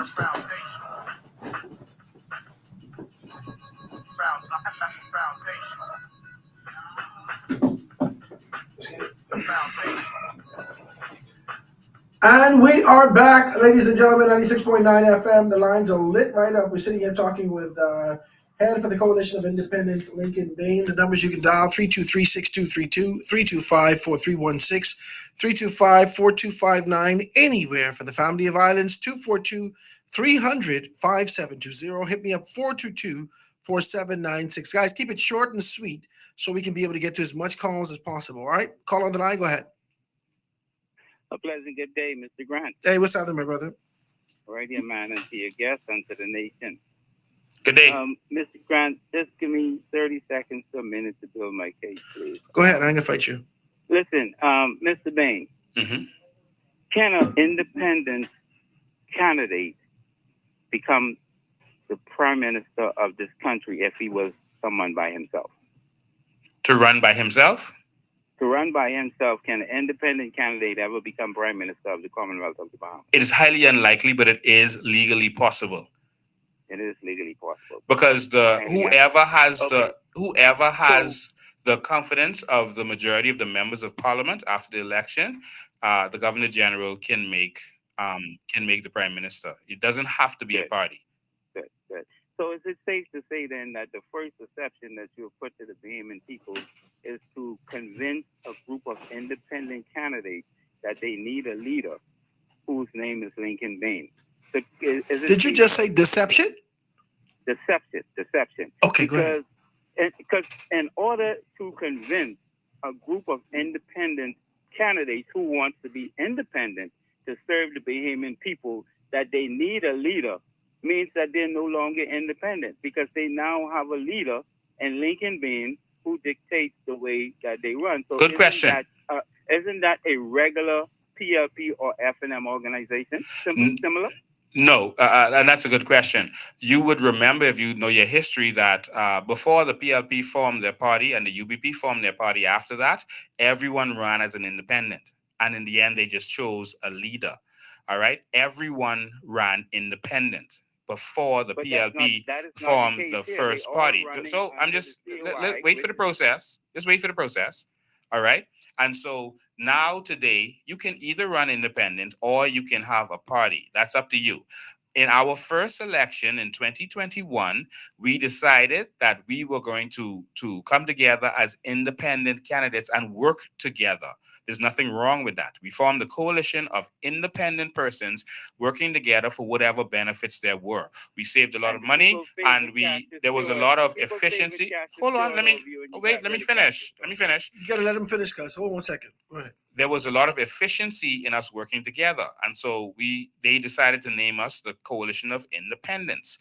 Independence doesn't just mean in terms of independent candidate. It's talking about your thinking, your mindset, because once we win, we're not going to have a whip in the house where you have to do what the party says. You can actually vote against your party. All right, like they do in America, like they do in England, etc. We want to start that mindset now. And so we went as independent candidates, but we decided after the election that we did so good. We only had 3 weeks to prepare for the election, to put all our candidates forward. We put a full slate, and we did well. So after that, we took a vote amongst ourselves, and we decided to form a party. So now we are a party. Now, for PR purposes, it isn't good PR for PR purposes to change your name, because people already know you as what you are. And so just like Berkshire Hathaway, Warren Buffett never changed their name from a clothing company to now what they are, because people knew that name. We decided it's better. We're the Coalition of Independence. People had that experience. Let's not form another thing with another name and confuse people. We are the Coalition of Independence. Independents mean independent thinkers, independent-minded persons. And so we're going to continue with that. So that's what we are. We are a party now.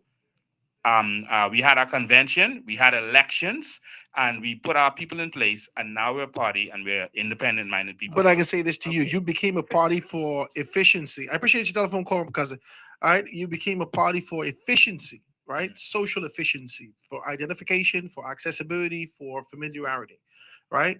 The whip in the House of Assembly is for the exact same thing. If you have an agenda, if education alone is 90 pages on your agenda for Vision 2030, and you need to be able to push that through, there will come indifference with the different persons within your organization. How now do you put that indifference aside and get to the greater good of the objective of your organization? That is the design of the whip. If you take that out, how can you be as productive as you seek to be in the event that you find yourself victorious in the next general election? There are examples of that all over the world. America doesn't have a whip. England might have a whip in theory, but you can but they have lobbyists. You can vote against. Lobbyists is just someone who goes to the different politicians and you pay them and they go and get. No, but what I'm you saying is want. that there is a subtle agitation in one form or another to be able to ensure that we can get a grouping on one page.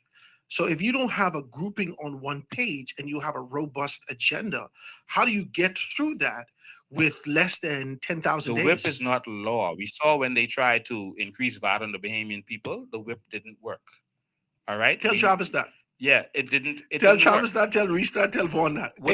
What they did against some of them was unlawful, but they didn't go to court to deal with it. They could have challenged that. It was unlawful. All right, but that's another conversation for another day. It definitely is. Yeah. So what they did was they had positions and they punished them. So there's some backbenchers who have no position. What is the whip going to do to them? And you should have more backbenchers than we have now. But again, we just want independently minded people. And if you can't convince your party that what you are doing is right, then you shouldn't be doing that. I can't convince my wife what I was doing is right sometimes. And she's Yeah. my wife. Yeah. You know what I'm Y'all saying? are in this together. And since y'all are in this together, you shouldn't have to force her to do anything she doesn't want to do. Your job is to convince her, sit down with her and show her that this is the right thing to do. And she should do the same with you. This is the right thing to do. Let's work together. We believe that BPL. No, I didn't give you that example to say to you that because you have different personalities, there could be different outcomes. Okay. And how people even with use the whip, something. even with the whip, Even you with can the have whip, that. yeah. Yeah, even with the whip, you can have that. Yeah. But if the majority of my party does not believe that we should, for example, sell BPL, then where am I going selling BPL? I shouldn't do that. I like that. These are the persons who should have confidence in me. And if they don't have the confidence that what I am doing is right, then I shouldn't be forcing them to do that. This is not a dictatorship. There's a lot of complexity to this conversation. I Of want course. to stretch this out. I want to stretch this out with you. Let me take a next telephone call. Yeah. Caller, go ahead.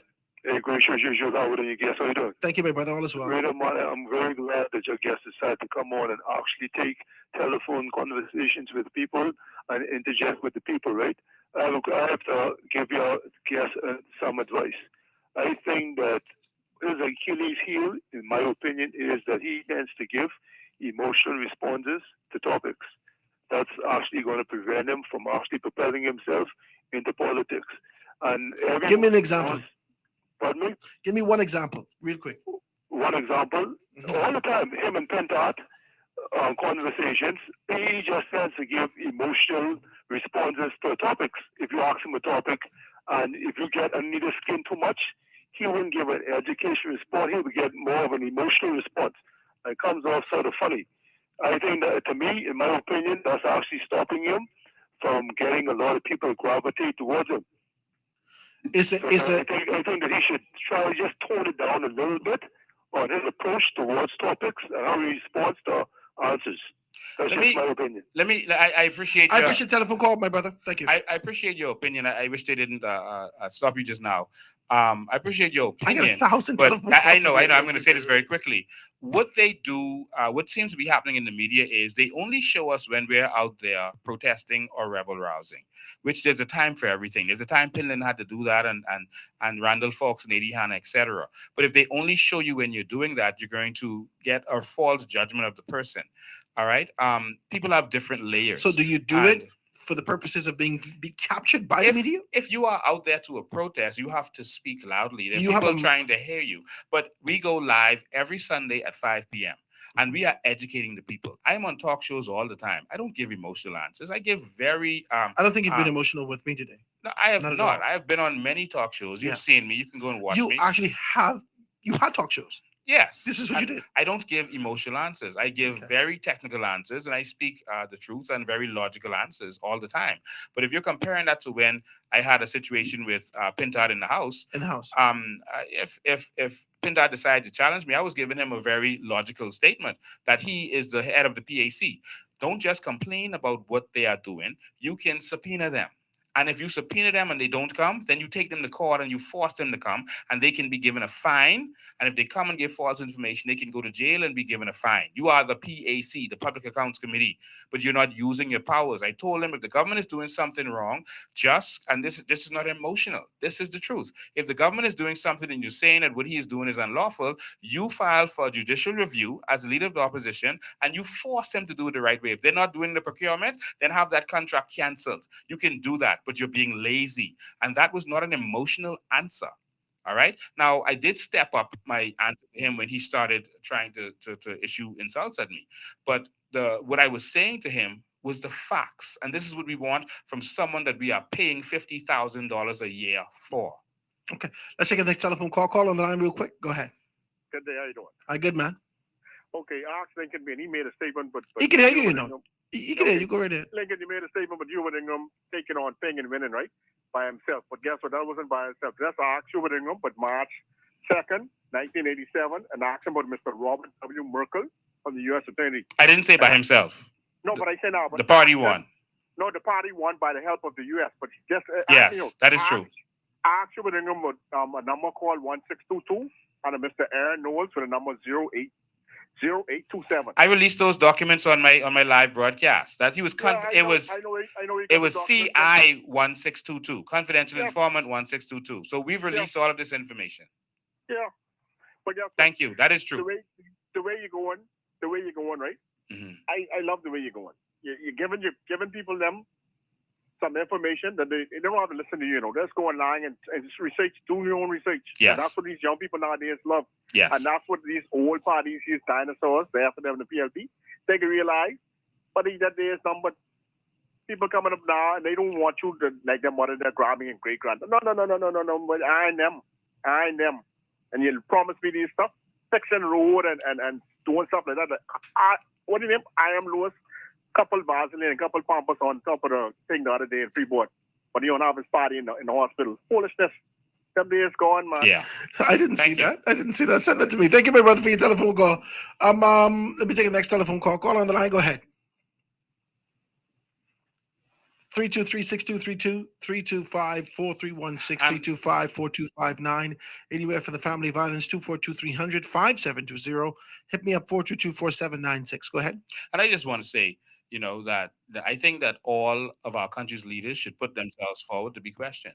And I think that we should have debates. And I'm hereby challenging Philip Brave Davis and Michael Pintard to a debate. They're going to tell you challenging the them. exact same thing that Pintard told you. What is that? You won't be where they are. No, Pintard said he's willing to debate me. That's what the first thing he said. All right.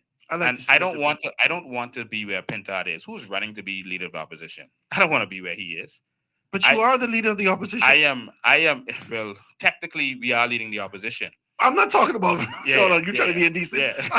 I'm talking about you oppose the way that things are happening now, and you lead from that particular standpoint. Always being able to clarify and say that this is the way that things that should be done. You oppose the tradition. You oppose the position that these the cultural norms that happen in these areas, and you always seek to lift up the Constitution. You oppose. Yeah. And I want to challenge them to a debate because I think they have no vision for this country. Every 5 years, they give out some to-do But Chester Cooper told us that this morning. This and that. What did he say? Chester Cooper said that the FNM lacks unity and a coherent plan, a vision. The PLP also lacks a coherent plan. But he ain't gonna tell us that. Of The course. PLP. Yes, and they're not as united as you think. But what I am saying is this is not about the COI, the PLP, or the FNM. This is about the Bahamian people. And I think that moving forward, we need a vision for this country because whatever we've been doing has not been working, my brother. If 50 years later, we're still talking about fire trucks in our second city, we have failed. If we have still not That's built... bananas to me, by the way. That's crazy. That's fire crazy. trucks and ambulances where you have people Sometimes living. you justify in your mind, you say, fire trucks, Exuma, maybe they didn't have one. So you're trying to make justifications about family islands. But then you look at Grand Bahama. How can you justify this? How can you? When you look at any of the no fire vehicles truck? they bought to drive themselves around in, they could have bought a fire truck on a couple ambulances. Come on. But you know something, and this is what I said, and I don't want to drag Ginger and make it like that. But there are significant relationships that these particular persons, and I hate to supersede Peter Turnquest or any of the other persons that sat in the position prior to Ginger coming in.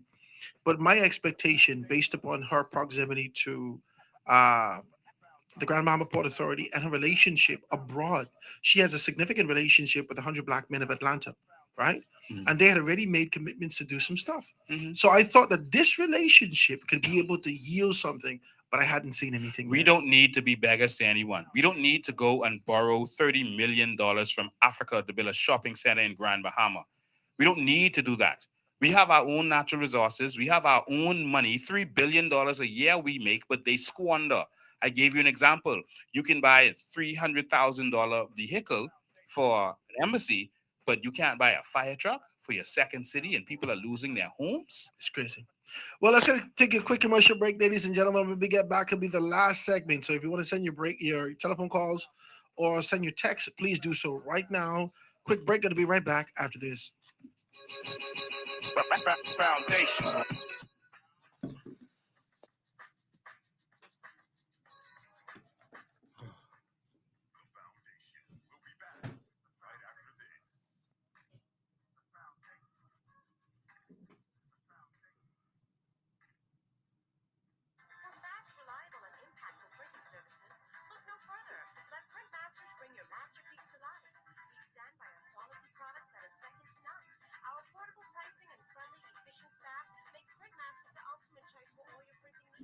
Deliver any type of printing services, from banners to booklets to business cards.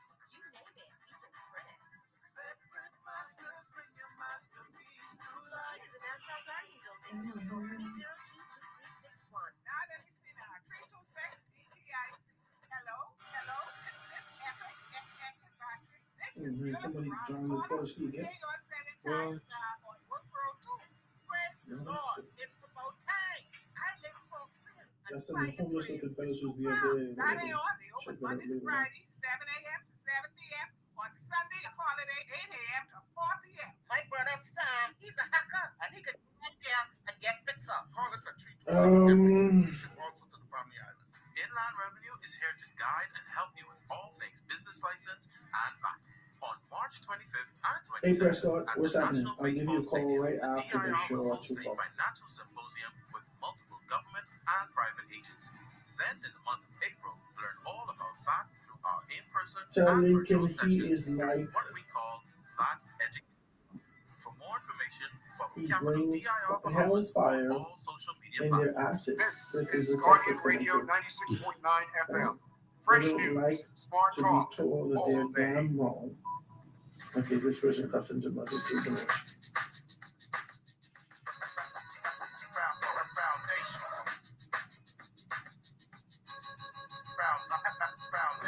Okay, let me read some of these texts. Let me just go through the text and then you can respond. And we are back, ladies and gentlemen. Let me see if I can read these texts as quick as possible. Good afternoon, gentlemen. Time for change. And change is here. COI. It's a text is coming through. It says, Howard asked Lincoln Bain if he loses in the next general election, will he pack up and leave the Bahamas because the COI will win 2 seats? And I'm sure Lincoln Bain is not in that too. That's a text is coming through. Lincoln, just let me read it. I know you want to respond.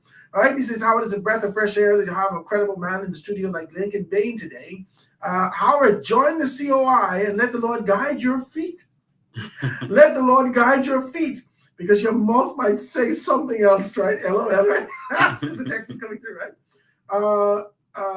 Howard, Bain indicated that he was a Christian. Christians should know that God is a God of order and not chaos. So why does it seem as if everywhere he goes, he causes chaos instead of order? That's the text is coming through. Lincoln, just write these things down. You can answer these. I got a text. I got a ton of these things, right? So it says, one can easily say to twin parties as they might as well put on those tents at the polling division, voting stations, as change has come to this place. Lincoln Bain has been a great advocate to things that matter in the Bahamian people, to the Bahamian people.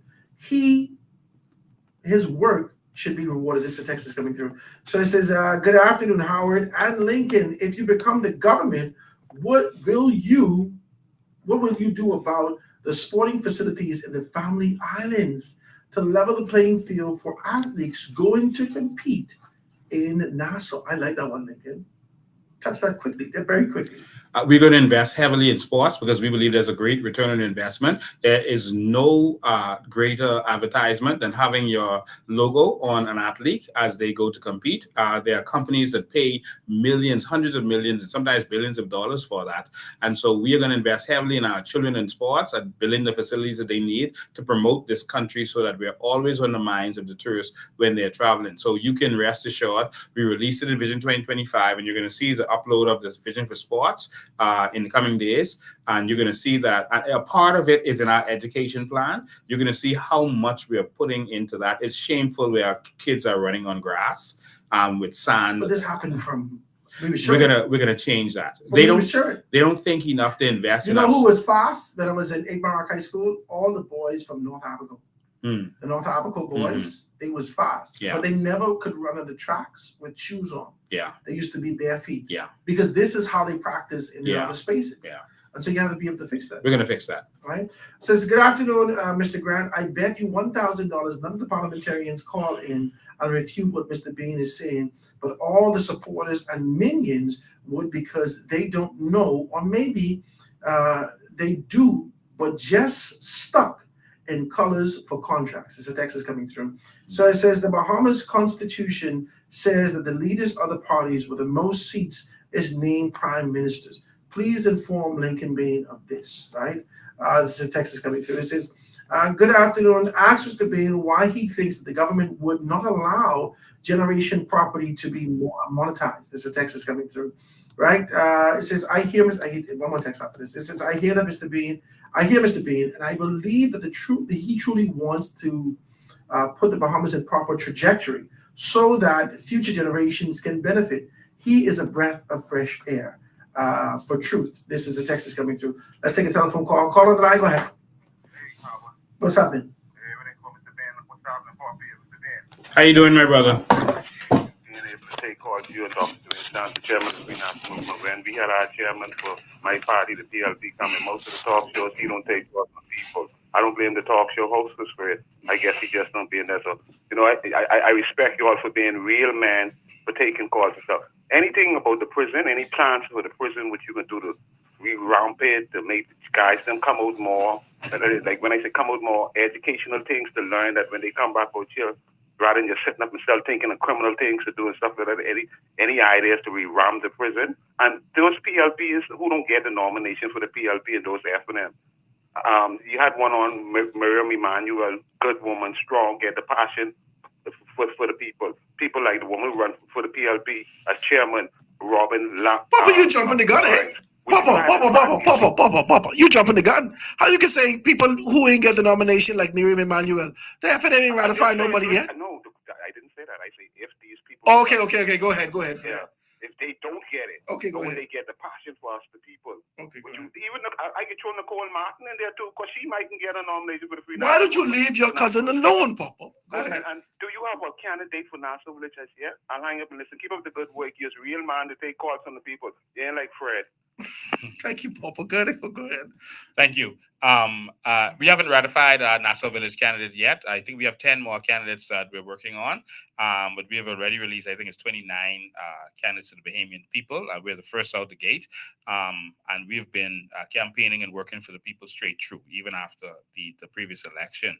As someone asked a question, someone said something about the Constitution. I don't think they understand how it works.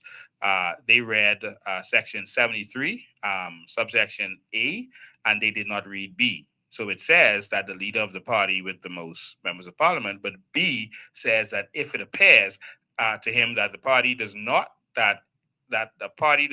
have an undisputed leader in that house, or that no party commands the support of such a majority, the member of the House of Assembly, who in his judgment is most likely to command the support of the majority of the members of that house. And so that's what it says. So any member of parliament. So if the PLP have one member of parliament, the FNM have one, that's the two parties, and everyone else is independent, then they will choose from whoever has the majority of support.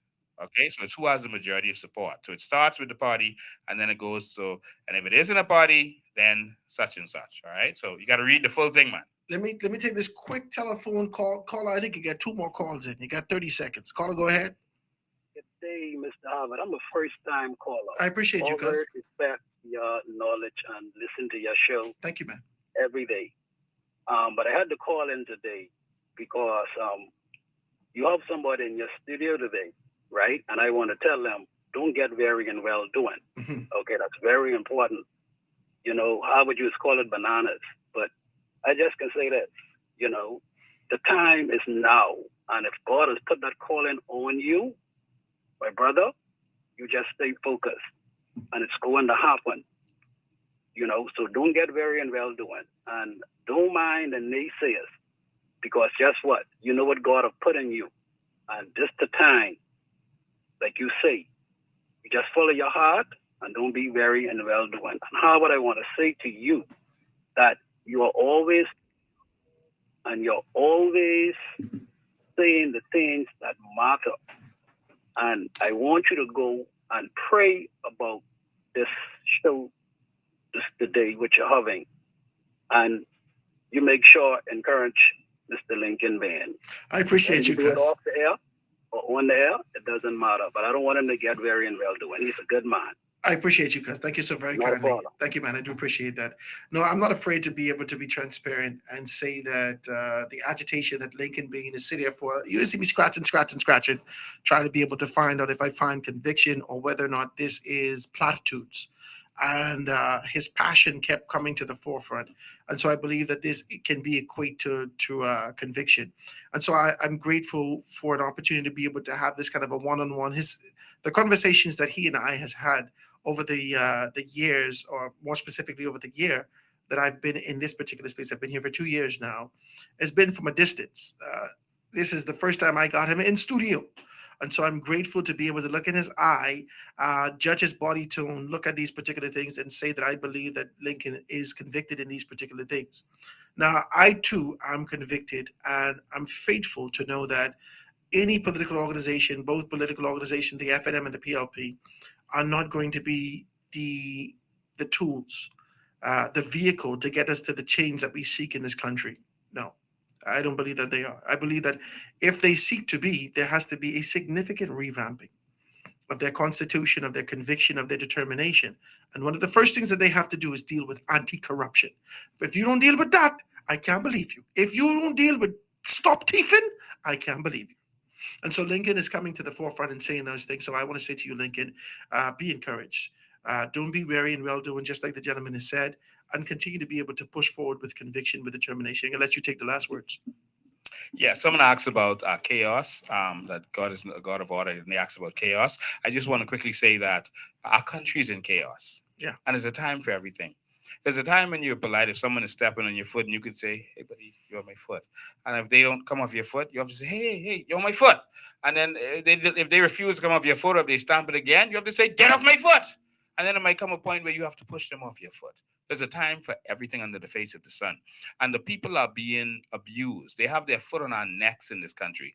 And every term that we're living under debt and they tax us more and more instead of coming up with vision. And that's why we presented a vision. I wish we could have talked more about vision today.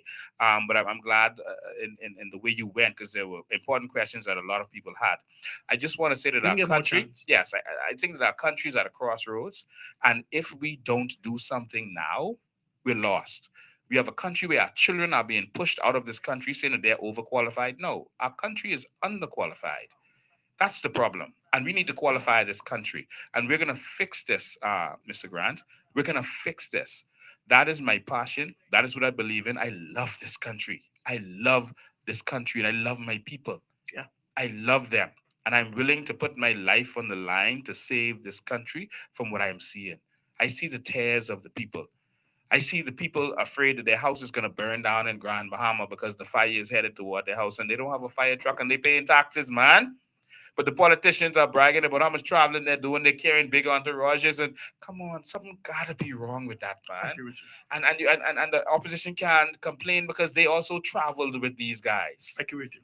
I agree with we got to fix our country, man. It's been a very good conversation, man, Lincoln. I appreciate this. And like I said to you, this is the whole concept of the foundation. We just scratch to the bottom and then we build from there. And I think today we got to the bottom of where your heart and your conviction lies. And progressively as we move forward, we've already pushed that aside. Now we could talk about those building blocks for transformation in our country. Ladies and gentlemen, that's Lincoln Bain in the show with us today. I want to thank you, my brother, and thank the COI for allowing you to be able to sit in this space. I pray that we have more opportunities to be able to do that. Guys, stick and safe for Chicago Line. This is The Foundation with Howard Grant. We'll see you tomorrow. Godspeed right here.